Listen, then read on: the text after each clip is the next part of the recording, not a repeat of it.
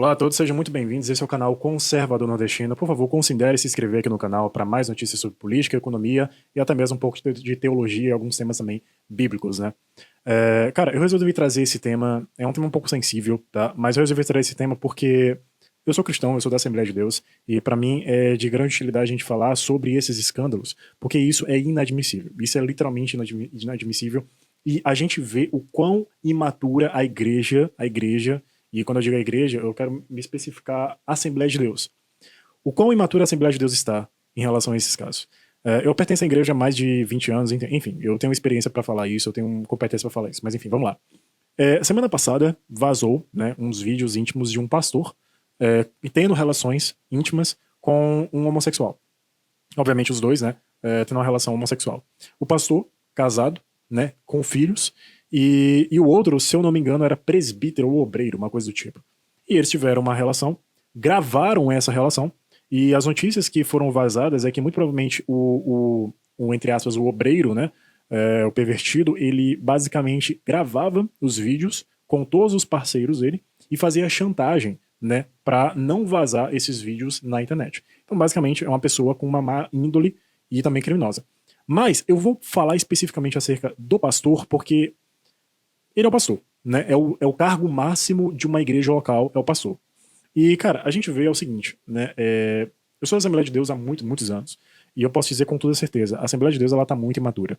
A gente tá vivendo numa era em que a sodomia, ela tá dentro da igreja de um nível, não só entre os fiéis, mas também na cúpula de liderança. Eu não tô dizendo aqui para você desobedecer o seu líder, é para você obedecer o seu líder. Seja o líder de jovens, seja o líder, sei lá, professor de EBD, ou uma coordenação, ou o presbítero, o obreiro, o pastor em si. Não é para você desobedecer, é para você obedecer.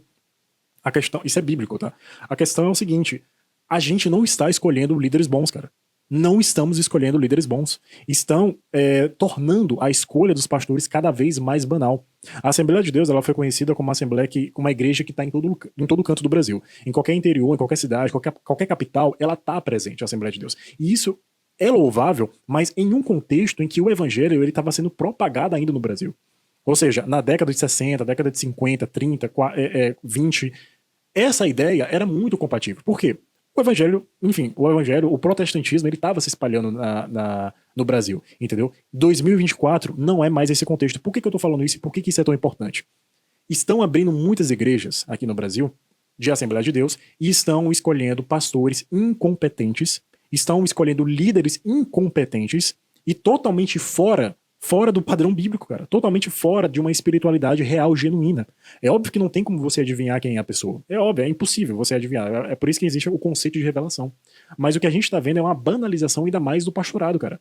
Uma banalização ainda mais do pastorado. E eu vejo essa questão aqui, e agora eu vou dizer por que a Assembleia de Deus ela tá imatura. Olha como é que está sendo tratado essa questão. Eu peguei na notícia.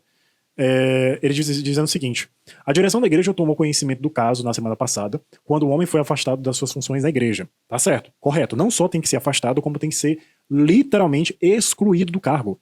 Tem que sair imediatamente do cargo. Não pode mais ser pastor. Ah, mas tem que esperar os anos, não sei o quê. Não pode mais ser pastor. Não pode. Não pode. Tem que expulsar mesmo. Tem que expulsar mesmo. Enfim. A família dele está sendo apoiada pela Assembleia de Deus, o que está correto. A família tem que ser, de fato, apoiada pela igreja. A gente não pode ficar julgando, assim, não é julgando no sentido de só condenar, tacar pedra, entendeu? A pessoa, principalmente pensando nos filhos, principalmente pensando na esposa, cara, é um baque psicológico gigantesco. Não é uma traição qualquer, cara. Uma traição já é ruim por si só, já é demoníaca por si só. Agora imagina a mulher sendo traída pelo seu marido com outro homem, velho. Mano, isso é bizarro. É bizarro, entendeu? Enfim. Eu acredito que o suporte da igreja tem que dar muito mais para a esposa e pros filhos do que pro pastor em si. Porque o pastor sabia muito bem do que estava fazendo. Enfim. E o caso está. É aqui que pega, cara. O caso está sendo considerado um pecado igual a outros, dos quais qualquer cristão está sujeito. Cara, que pecado qualquer cristão está sujeito, isso é um fato, entendeu? Se você acha que, por exemplo, que nunca pode cair num pecado, por exemplo, de criminalidade, como, por exemplo, um roubo, um furto, desculpa, você está muito enganado. Você pode sim cair, você pode sim ser levado. Uma questão de adultério, a mesma coisa. Ninguém é super-homem. Ninguém é super-homem. A questão é que você precisa estar vigilante o tempo todo em Cristo para você não cair no pecado. E a imoralidade sexual é o único pecado que a Bíblia recomenda você fugir. É fugir, literalmente, é você correr. Igual José fez, por exemplo, quando a esposa de Potifar, né, tentou levar ele, seduzir ele pra dormir com ela. É fugir, literalmente correr, cara. Ah, mas eu vou ser acusado falsamente, né? Mas você correu. Deus sabe o que você fez. E por que eu especifiquei muito essa questão do pecado igual aos outros? Porque não é um pecado igual aos outros. Eu vou pegar aqui a passagem, por exemplo, de 1 Coríntios, capítulo 5, que diz o seguinte: o apóstolo Paulo escrevendo: agora estão dizendo que há entre vocês uma imoralidade sexual tão grande que nem nem os pagãos, seriam capazes de praticar. Fiquei sabendo que um certo homem está tendo relações com a própria madrasta, ou seja, um incesto. Como é que vocês podem estar tão orgulhosos? Porque a igreja de Coríntios, enfim, é um contexto muito grande que não cabe falar aqui no vídeo, um contexto histórico, né? Pelo contrário, vocês deviam ficar muito tristes e expulsar do meio de vocês quem está fazendo uma coisa dessas. O apóstolo Paulo é muito categórico, você tem que expulsar.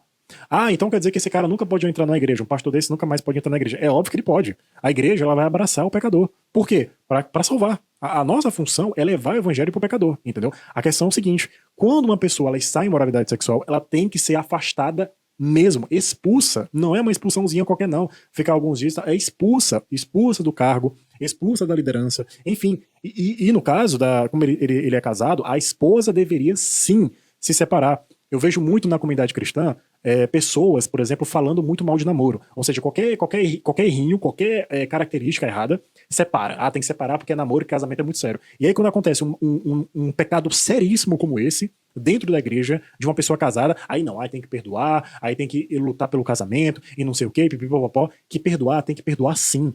A questão é que você não pode permanecer num casamento que teve adultério, cara. Você não pode permanecer. Eu entendo que existem contextos e contextos. Tem pessoas que simplesmente não conseguem se separar por questões financeiras. Eu entendo perfeitamente essa questão. Agora, se você pode se separar dessa pessoa, separe. Separe, porque esse casamento não foi abençoado por Deus. Esse casamento está completamente imoral, em pecado, não culpa da esposa de maneira nenhuma, mas culpa de um pastor imoral. E, cara, essa questão de adultério na questão pastoral não é tão incomum assim, não. Existem muitos e muitos casos. É por isso que eu critico demais a Assembleia de Deus e na questão da liderança, de questão de pastores, porque, cara, isso tem que ser feito com muito, mas muito cuidado e zelo.